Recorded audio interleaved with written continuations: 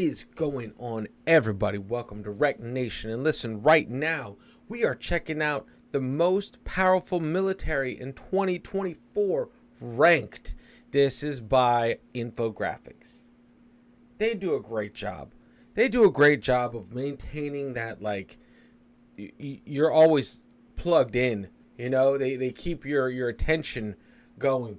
I am still in the process of recording the hour-long SR-71 documentary, but I wanted to get this out today. Today's Friday. You know, I hope you guys are all like me, that you just fall down these rabbit holes and you find these. And if I want to check something out like this, I want to check it out for the first time in front of you guys. So, hope you guys are here for it. This is kind of crazy. I love these type of videos. You know, I mean, I hate that. I've gotten some comments already, and our channel is not big by any means, right? Like propagating war, and it's just like, you know, that interests me. That has been that topic has been something that has been topical throughout humanity, right? So, for me, playing my part in the war machine. This is a topic that interests me, not the implementation. I would love to have all these advancements in defense, offense, and never have to use them in a perfect world. But we don't live in a perfect world, and you know, and my thing is, I think true peace comes on the back end of a lot of misery. So, here we go. With that being said, it's not about my little spiel. Let's check this video out, guys. 31 minutes. Ready? All right. Most powerful military in 2024. Let's go. Good news, info fans. The world is on the brink of multiple major regional conflicts. That means a ton more content for us to provide for your viewing pleasure. And if you got stock in Northrop Grumman or Rheinmetall, get ready to cash in, because 2024 is going to be a hot one. These are the top 10 militaries of 2024. Oh, man, come on. Number 10, Italy. Italy's been a surprising up-and-comer the last few years, outpacing absolute European powerhouse and NATO's favorite bad boy, Turkey. But everyone's least favorite type of bacon is going to have to take a back seat, because Italy is knocking it out of the top 10 altogether. Italy's been a curious case when it comes to defense spending. While publicly its political parties largely played down any ambitions to increase defense spending, a European tradition, secretly the government's been passing a series of defense increases since 2018. Russia's attempt to destroy Russia by invading Ukraine put the spook on the current Italian right-wing government, who vowed increased defense spending to reach NATO's goal of 2% of GDP. Currently, Italy spends only 1.51% of GDP on its defense. Wait a minute. Wait, so NATO is like, hey guys, you might want to increase your military spending to 2%? That's terrifying. Include 41 more F-35 fighters, which is big news after Italy slashed its plans to buy 131 of the 5th-gen jets down to only 90. The F-35 largely is the reason why Italy has surged past a real military heavyweight like Turkey to take the number 10 spot. Turkey famously was cut out of the F-35 program altogether by U.S. President Barack Obama after it bought S-400 units from Russia. President Obama warned the Turks that Russians could use the platforms to gather data on the F-35s in the Turkish inventory, but he was ignored. Subsequently, he pulled the plug on the F-35 deal altogether. Now, as NATO fleets of F-35s grow, Turkey is left eating their dust despite attempts at a homegrown 5th-generation fighter that have left many skeptical. Italy's also taking its role in Mediterranean defense seriously.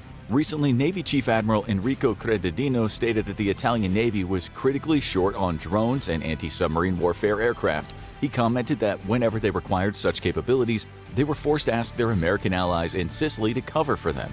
Further, Credendino is looking to boost recruiting to address a critical shortfall of personnel. Currently, Italy cannot guarantee proper crew rotations for its naval fleet, putting undue stress on personnel and significantly limiting operational uptime. Italy's also looking to purchase the American-made HIMARS after its stunning performance in Ukraine. However, it is unknown when it'll get its hands on the weapon system, given the whole global demand for the system that surged in the wake of Russia's invasion. A pressing need for new tanks and armored vehicles is also pushing the Italian government to invest heavily in both. Italy's looking to greatly increase its presence in Africa to combat rising extremism and help ensure continental stability. As part of its refocus on strengthening ties within the United States, and in the wake of Chinese anger over Italy leaving the Belt and Road Initiative, Italy's also looking to expand its ability to project power in the Southeast Pacific theater. This includes a dramatic naval expansion, which will place a focus on anti-submarine warfare and drones. Number 9. France. France is by far Europe's most capable military power, and if you removed the nuclear option from the only other European NATO power ranked above it, it would easily be Europe's most powerful military, period. But France has a critical problem that significantly hampers its odds of rising higher on the list, and it keeps it locked in the number 9 spot. While France fields some of the best combat systems in the world, its focus on quality over quantity means that it doesn't field a lot of them. And this leaves the military incapable of prolonged military campaigns. At even a quarter the rate of equipment loss that Ukraine has faced, France would have capitulated to Russia within months. Well, if it was forced to fight on its own, that is. The war in Ukraine has been costly for France, who is struggling to replace the Caesar howitzers it donated, given that it only started with 70 to begin with. With only about 200 Leclerc tanks, France can ill afford to donate any, and replacing equipment has historically been France's biggest problem. Even the French have admitted that their defense industry struggles to produce replenishment for even low-intensity conflicts in Africa, and currently the company that makes the Caesar howitzer only produces 4 a month. That production is being scaled up to 8 by mid-2024, but the point still stands. France cannot fight an industrialized conflict, even if its technology far outmatches anything an adversary like Russia can throw at it. Sadly, while the US and others look to significantly expand their Like I get that. You gotta sustainability. That's huge. That's huge. I get it. Quality over quantity, but at the same time, man, it's what is it? what did our friend over at the Fat Electrician say? Accuracy by volume. That's never a truer word. Oh God. So I feel like sometimes the U.S. is in a very blessed position with its insane military budget, right? We have pretty decent, pretty actually state-of-the-art equipment, right? But also we have the budget to work on the quantity aspect of it. Not necessarily just quantity of the top tier stuff, but also the support, the infrastructure around said top tier vessels. Let's say like an aircraft carrier. Well, we'll definitely crank out a bunch more carrier support groups before we put the carrier out there. We'll make sure that we have the support group first and then put the carrier in that support group. So I get it's a tough spot for France. So are you saying that military stock? So you're saying that the only reason that the UK is over France is because of its nuclear capability? France seems stuck in the old post-World War II days. The European power is continuing to bet that high technology, speed, and surprise will be able to inflict catastrophic defeats early on in a conflict, preventing a slow-burning multi-year war like Ukraine. Much like the UK, France's focus has been myopically skewed toward the use of nuclear weapons. Its Air Force and Navy are primarily designed for nuclear missions, and French military doctrine still sees nuclear weapons as the ultimate guarantor against invasion. But the war in Ukraine has shown that major industrial conflicts can still rage without the use of nuclear weapons. Yep, 100%. Guys, I will be switching to a premium account, obviously. That way, we don't have to break for these insane ads.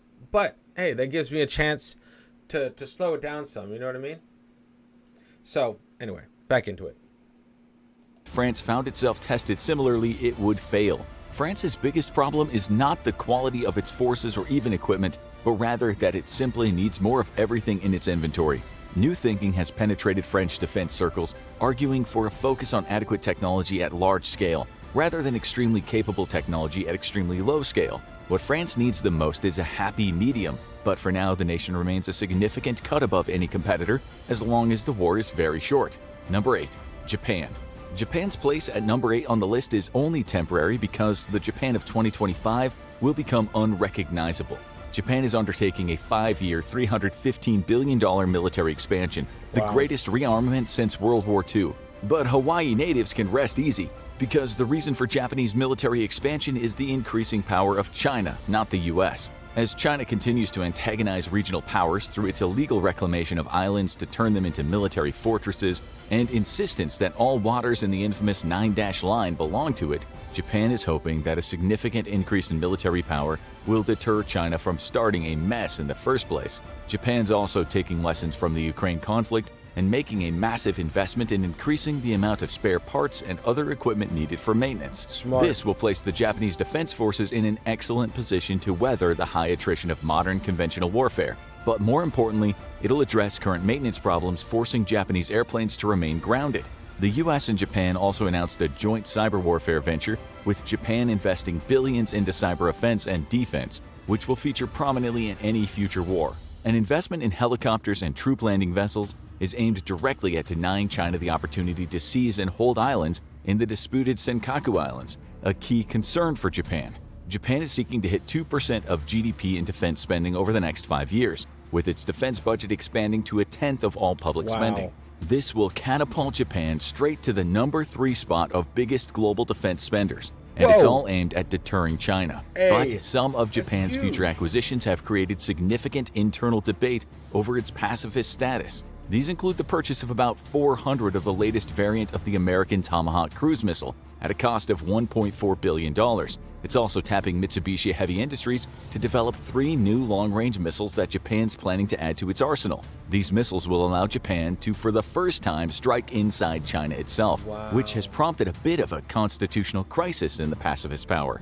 Many have called Japan's military buildup illegal, and yet Japan's leadership remains clear-eyed. In the wake of the stockpiling of thousands of missiles by the Chinese People's Liberation Army Rocket Force and China's plan to build a fleet of supercarriers, Japan can no longer remain safe, striking just beyond its own borders. The nation's having a bit of a domestic problem with its new ambitions, however, mostly because its native industry is not fully on board with the plan. Mitsubishi Heavy Industries is Japan's largest defense company, and yet military sales only account for a tenth of its total income. Other manufacturers have expressed concerns to the Japanese government that investing into building military hardware simply isn't profitable, and there is significant concern of multi-million-dollar manufacturing plants simply remaining empty after Japan's rearmament is complete. Japan is hoping that by increasing the profit margin from a few percentage points to 15%, it can compel native industries to invest in Japan's rearmament.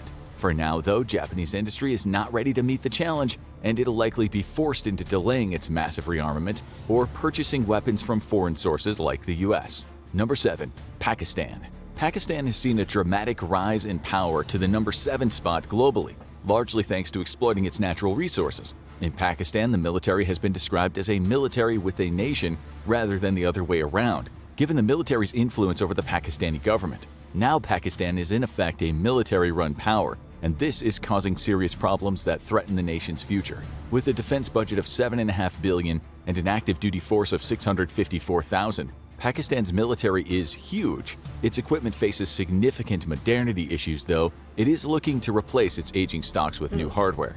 China and Pakistan have inked a deal for the latter to purchase 680 VT-4 main battle tanks, a third-generation model with advanced features. To date, Pakistan has 176 of the tanks, and these are the most modern and capable model out of a fleet of 3,700 MBTs, its most numerous model of its Al-Zarar tank, built in cooperation with China, of which the nation has 750.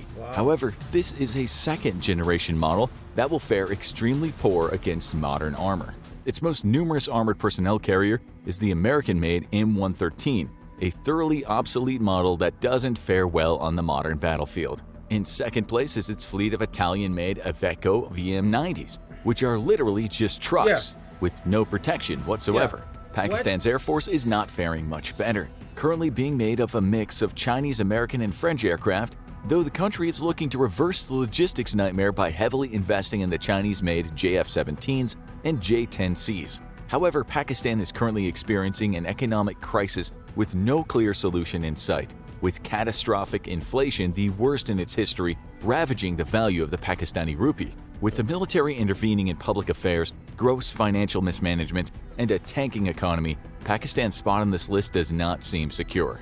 Number 6. South Korea. Well, South Korea. Now, how does India feel about Pakistan ramping up? Isn't there a point of contention between the two? Like, both are nuclear powers.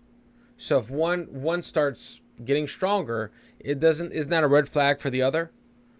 Let me know in the comments, guys, because I would see that like, oh, or shit. the Fun Korea, as it's known in defense circles, is a military powerhouse because its existence literally depends on it. With some very angry boys on its northern border, South Korea doesn't have the luxury of European countries who don't take their own defense seriously. The nation made news when Poland announced it was snubbing Germany and it'll start purchasing tanks straight from South Korea. This was a monumental accomplishment for South Korea, who had been trying to crack the European defense market for years, and it made South Korea a global defense player for the first time in history. Hey. Other nations have followed suit, purchasing a variety of arms from South Korea, including advanced artillery systems. This surge in demand didn't happen just because South Korean arms are good. They are. It's also that the European defense industry has been caught with its strudel out in the wake of the Ukraine war and is overwhelmed with purchase orders. At a time when the U.S. Secretary of Defense was privately telling his British counterpart that the U.S. no longer considered the UK a world-class military power, U.S. officials were praising the South Korean military as one of the best in the world. While European powers struggle with very serious readiness issues, U.S. military leaders noted that South Korea's military was ready to, quote, fight tonight. This is critical for a nation whose northern neighbor has actively called for its destruction. That makes sense. That makes sense. Like you have, I would say you have Japan, not Japan, what am I talking about? South Korea and Israel as far as military readiness.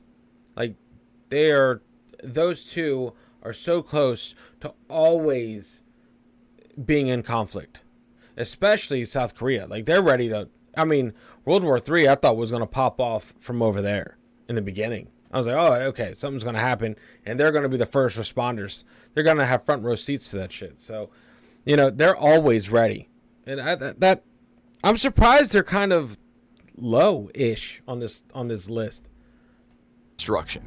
U.S. officials praise the South Korean military so highly because, for all intents and purposes, it's a mirror of the U.S. military. South Korean and U.S. troops train jointly, and to the exact same standards. Both militaries are designed to freely incorporate into one another, allowing them to run joint operations. However, there are troubling signs in the South Korean military. Many within South Korea itself have criticized the government's focus on modernizing and building up its air and naval forces, which is understandable in the wake of an increasingly hostile China. However, this has left the Army to be South Korea's red-headed stepchild, and Army personnel are increasingly raising the alarm about the shrinking size of its ground combat force. While South Korea hopes that its overwhelming advantage in the air would overcome North Korea's numbers, North Korea still has a whole lot of numbers. With the South Korean defense industry going global, though, the nation is not set to be budged from its spot anytime soon. And if it wasn't for nuclear weapons, we think South Korea would trounce the pants off most other powers above it on the list. Number 5. UK.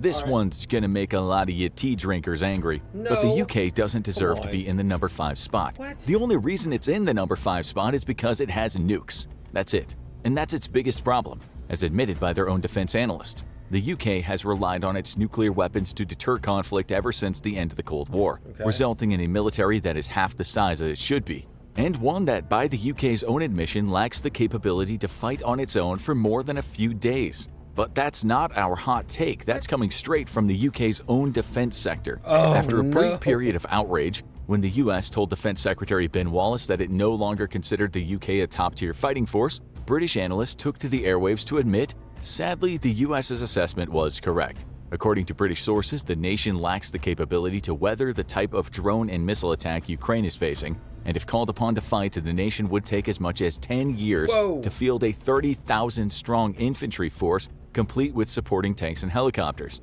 The UK is in the worst period of military readiness in centuries, and were it to find itself in a more dangerous time, it would have likely ceased to be independent long ago.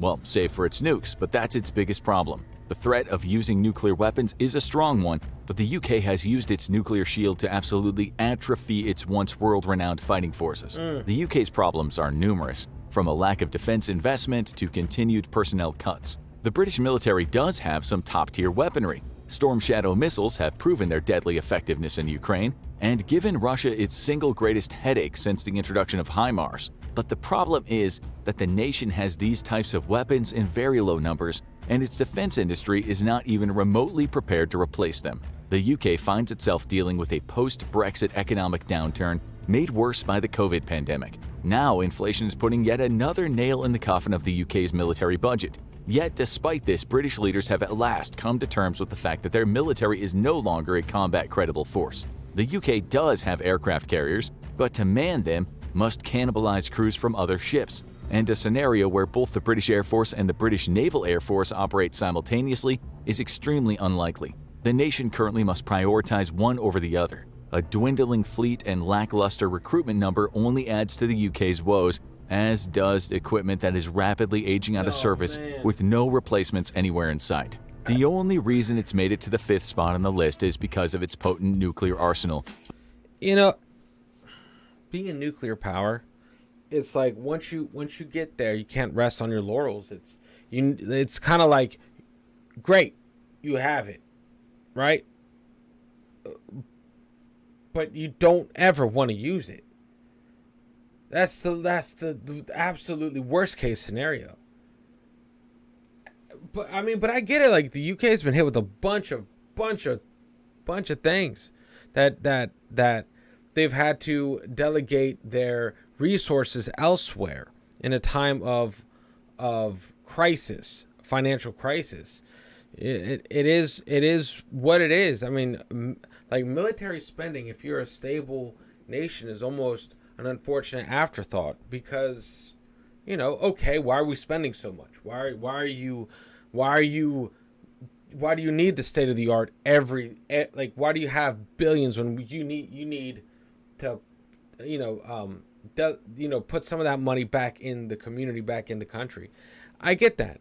But when you're on the precipice of something that has been boiling for a long time, and stuff may or may not be ready to boil over unless cooler heads prevail, you don't want to be caught with your pants down out here on a WW3 moment, you know? And it's about the sustainability, you know, because everyone knows, like, the Brits have quality stuff, quality kit. Their soldiers are quality.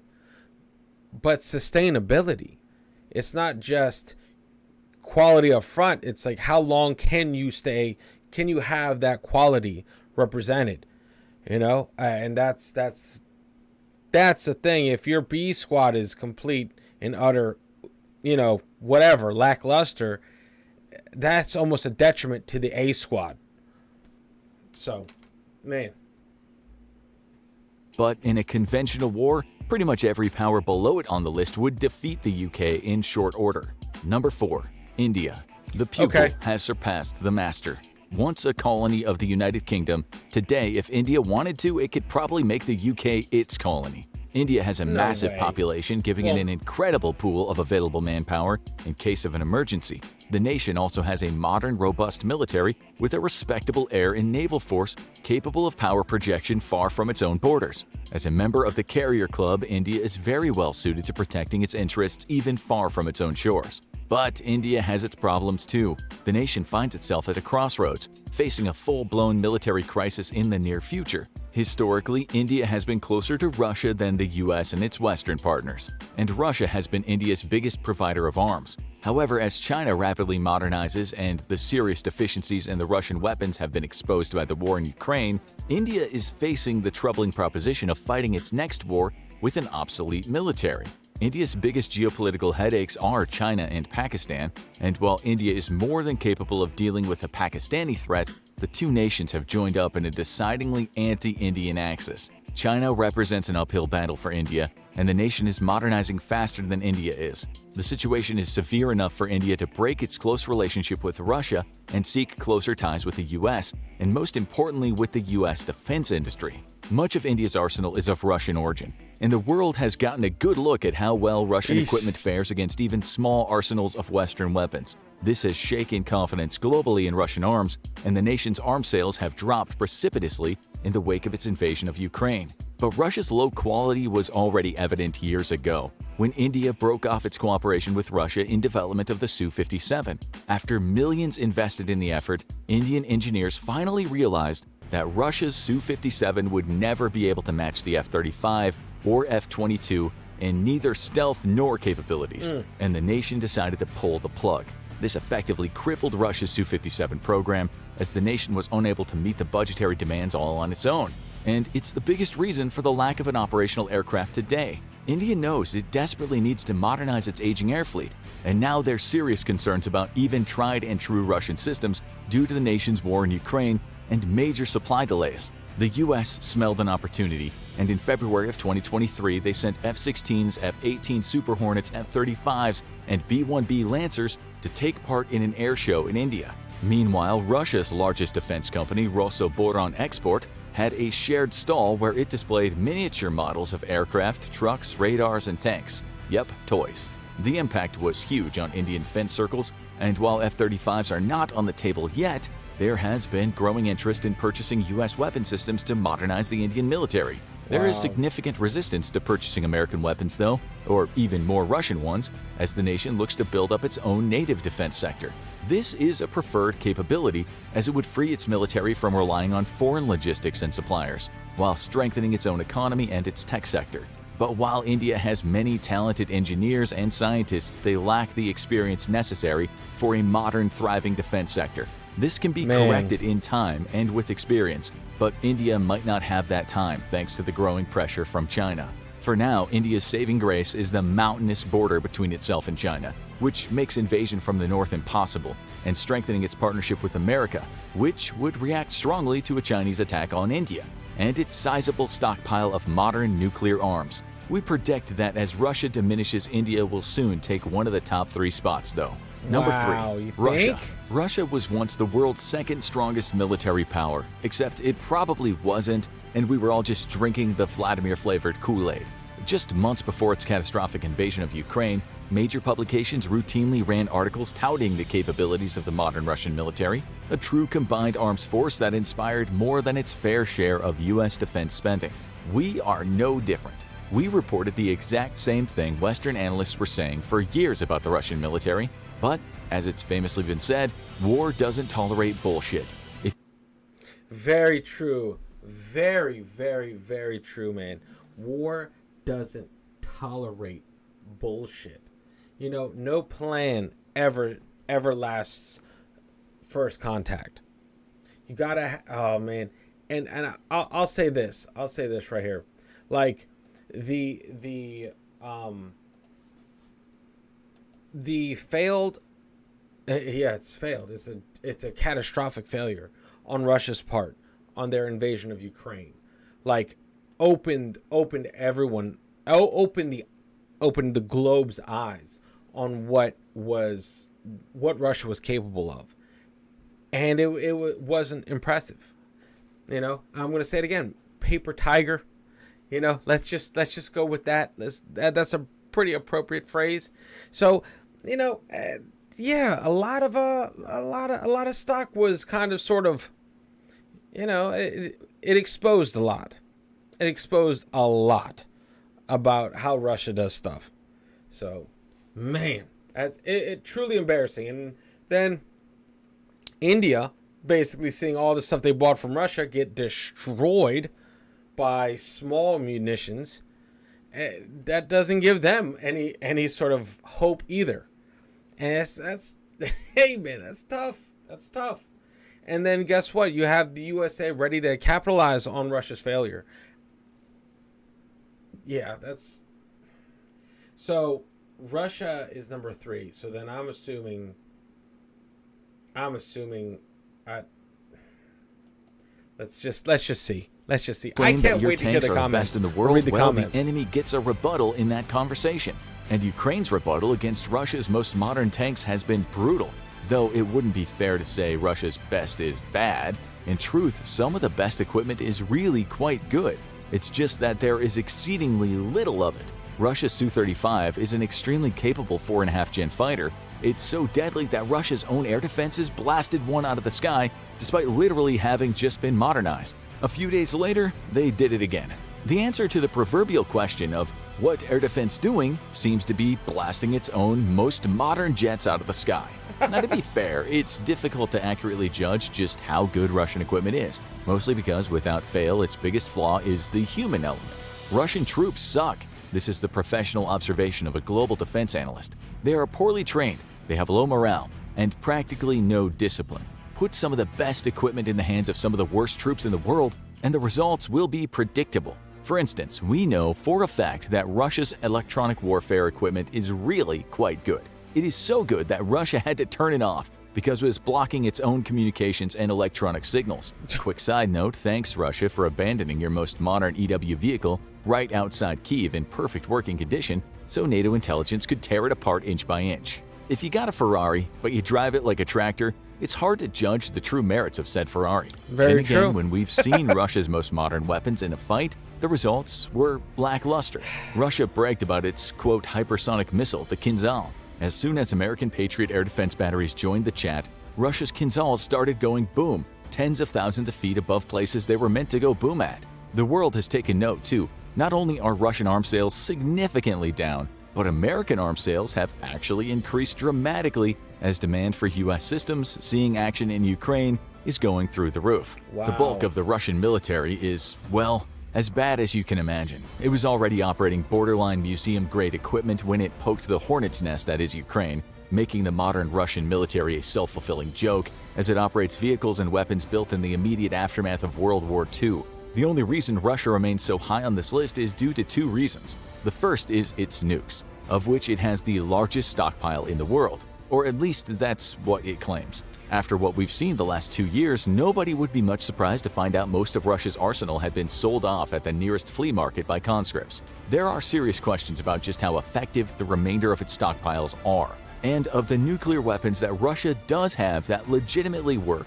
Its own air defenses would probably end up destroying the aircraft or the missiles trying to deliver them. Russia's also very big, and its equipment stockpiles are some of the deepest in the world. Russia is basically a hoarder state. In preparation for an apocalyptic war with the US and its allies, the old Soviet Union stockpiled everything it possibly could, no matter how obsolete it was. That tactic had merit, too. If it wasn't for those vast strategic reserves, Russia's already catastrophic war would have gone much worse. Number 2. China. China has supplanted Russia in a relationship that began back in the Cold War, and it's now without a doubt the second most powerful military in the world. Wow. The rise of the Chinese military mirrors the meteoric rise of the nation itself. In the 1990s, the Chinese military was so weak it couldn't even challenge a single carrier America sailed between Taiwan and China during the Third Taiwan Strait crisis. But today, China's military has grown significantly in power to the point of now fielding the world's largest naval force. Though here, we need some caveats, because the US Navy still outnumbers it by almost 50% in number of battle force missiles, and the US Navy displaces 4.5 million tons versus the Chinese Navy's 2 million tons. While China might have more ships, the US has more capable ships. However, China's made it very difficult for the US to fight any war in the Pacific. In a strategy known as anti-access area denial, China's created significant sea-air conundrums for the US Navy in the form of long-range strike aircraft, over-the-horizon radars, and the largest missile force in the world. The People's Liberation Army Rocket Force is one of a kind. It's dedicated to missile warfare, and its series of anti-ship ballistic missiles are a significant threat to US naval assets and bases in the region. The J-20 has proven itself to be a competent 5th-gen fighter, even if it lacks more advanced systems and stealth characteristics of the American F-35 or the soon-to-be-retired F-22. However, with the fleet suspected to be at over 200 and growing, China is the only nation in the world that can actually challenge the U.S. Air Force. Its naval power is growing by leaps and bounds as well. Not only does China have more shipyards than the U.S., its largest shipyard is bigger than all U.S. shipyards put together. While the US still retains the mass and missile advantage, it won't matter if China can simply zerg the US Navy with sheer numbers. With the Type 003 carrier coming online soon, China will be the only other nation to build a carrier capable of challenging a US supercarrier. But that is if China can fix serious problems with its carrier fighter program, which represents the nation's biggest Achilles heel, an immature defense sector. While far more capable than India's defense sector, China's modern defense industry is built almost entirely on stolen Western and Russian technology. As has been observed before, China has proven it extremely adept at stealing and reverse engineering military technology, but far less so at developing said technology on its own. This threatens to place the Chinese defense industry in permanent second place to Western firms, as the nation lacks not just experience but precision in modern manufacturing, as evidenced by its reliance on Western and South Korean tooling machines. China is capable of correcting course, but faces serious roadblocks as the world has moved to block the Chinese economy from gaining access to the most advanced computer chips. At every turn, China faces increasing hurdles to fulfilling its ambitions of taking the #1 spot. And truthfully, it's unknown just how good the Chinese military is. The nation has not fought a war since the 1970s, and only recently established a joint command for its military. With so much of its military doctrine inherited from the Soviet Union, China risks facing the same catastrophe as Russia in an attempt to invade Taiwan or otherwise push the U.S. Is that where it's gonna kick off? Like, there's a bunch of hotspots, all that are active right now across the globe. In Taiwan, I feel like that could be the tipping point. What do you guys think? Let me know. I mean, it's a terrifying thought, but let me know what you guys think. Man. Out of the Pacific for good. Number 1, USA. In the top spot, it's the United States of America, the nation that invented freedom and global Cold War companionship title belt holder for 32 years in a row. It's a country that'll kill a terrorist earning 20 cents a day with a missile that costs $100 million to develop. And when you complain of collateral damage, it'll just spend millions to kill you with flying swords. There's 3 things America does best: freedom, winning NFL World Championship titles, and fighting wars. Unlike Russia, when the US develops a new weapon system and states its capabilities, the world leans in to listen. The nation has both the largest bald eagle population and best defense industry, which we assure you is not a coincidence. Americans may not have healthcare and take Ubers to the emergency room because they'll never financially recover from an ambulance ride, but they have 11 carrier strike groups with enough combined firepower to be a top 10 military all on its own. Long ago, the US decided the best way to win a war was to wage it with the best technology around. Like any large military with literally millions of individual weapon systems, the US has some modernity issues, but these are few and actively becoming overcome. Plans to overhaul the US military, however, met with catastrophic failures in the 2000s, partly due to a shift in priorities to the low-intensity anti-terrorism conflicts, and partly because the US military went on a multi-year bender where it wasted entire nations' worth of GDP on utter boondoggles. The US Army's Future Combat Warrior program was supposed to field soldiers from the battlefields of the 41st millennium. Every piece of soldier equipment was to receive a huge technological upgrade to give each soldier unsurpassed overmatch over any adversary. In the end, after billions of dollars spent, the US Army discovered that implementing technology is, hard. Putting that technology on systems designed to be worn or carried by soldiers in a battlefield is significantly harder. So with a collective shrug to the billions of dollars wasted with no results, the Army gave up on the entire affair. The US Air Force was forced to spend astronomical sums to bring the F-35 online. But the worst offender by far is the US Navy, who should legitimately be investigated as a potential insider threat due to the incredible amounts of money it spent on garbage. In a secret attempt to destroy America by bankrupting it, the Navy invested into multiple utter boondoggle programs, like the Zumwalt and Littoral Combat Ship. The former would prove to have a main gun that couldn't be used, mostly because its ammunition cost $1 million a shot. The latter would produce a ship so incapable of even peacetime service that its operators have taken to calling it the Little Crappy Ship. To make matters worse, Congress refuses to cancel production contracts on a ship widely hailed as being completely non-survivable in a combat scenario. America's problem was too many investments in too many immature technologies, which led to a collective gasp of surprise as the excitement wore off and the US realized that China had significantly closed the gap between itself and the US. However, what systems the US does field are world-class, and it fields a whole lot of them. Russia continues to find it difficult to counter the effects of 24 Ukrainian HIMARS. The US has 450 left in its inventory. The F-35 has proven to be everything promised, well, everything except cheap. And the US is adding over 100 airframes to its inventory every year, prompting some Chinese analysts to comment that the time for China to challenge the US is shrinking. The US also has major updates for every major combat platform already in development. Even with only a fraction of the US air fleet consisting of F-35s, both the US Air Force and Navy are developing a 6th-generation replacement, and the Air Force has already flown its version. Ford-class carriers will continue to come online over the next decade, with the first of its class deployed on its first combat deployment to support regional stability in the wake of the conflict between Israel and Hamas. America's fleet of cruisers and destroyers will soon be phased out by their replacements, and the B-21 Raider will start rolling off factory floors within months of this script. To back all of this up, the U.S. military takes training very seriously, routinely hosting realistic training exercises both at home and abroad with coalition partners. The U.S. military is an extremely credible force. The threat posed by a single carrier strike group has historically been enough to quell most simmering conflicts. What truly makes the U.S. military an insurmountable opponent, though, is its global network of partners and allies. History's most broad military coalition that literally circles the globe. When you mess with the U.S., you aren't just getting the best the U.S. has to offer, you're inevitably getting the best from any number of U.S. partners. As long as the U.S. Navy doesn't continue trying to bankrupt America by destroying its bank account, the U.S. seems set to continue dominating the world with its stolen UFO technology as the world's #1 military. Now go check out Real Reason China Wants to Expand, or click this other video instead. Come on, guys. What did you think about that? Let me know in the description. You know, it's the number one spot. You know, that's always... It's kind of like we have the #1 budget. That's pretty much it. Not necessarily the military, but we have the #1 budget. We can throw astronomical amounts at military spending, you know. But no one's #1 forever, guys. You know what I mean?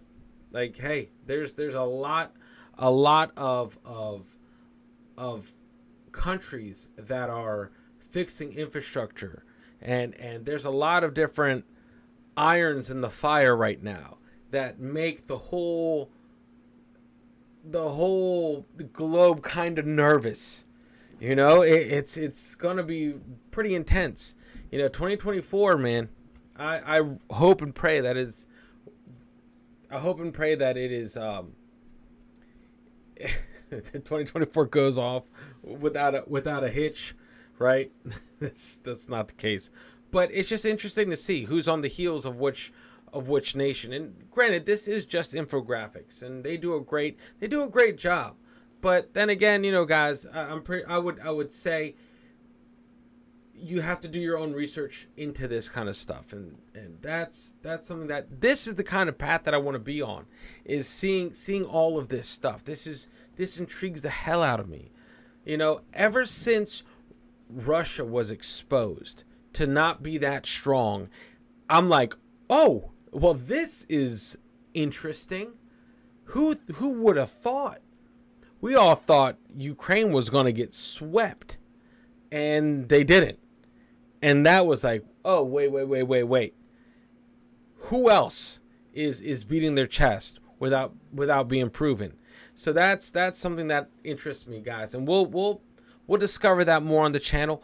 Guys, much love. Thank you for hanging out with me. Thank you for just approaching this with an open mind and hopefully understanding where I'm coming from. And this is the kind of content that you will be seeing on the channel regularly. These kind of things. Not necessarily infographics, but I want to still get to the SR-71 documentary. There's a lot of different documentaries I want to get to. Please, in the comment section, put down what you would like to listen, or what you would like to see me look at, because I'm here for all of it. Anyway, guys, you all rock. Make sure you unplug and do something legendary, and I will see you all in the next video. Later, guys.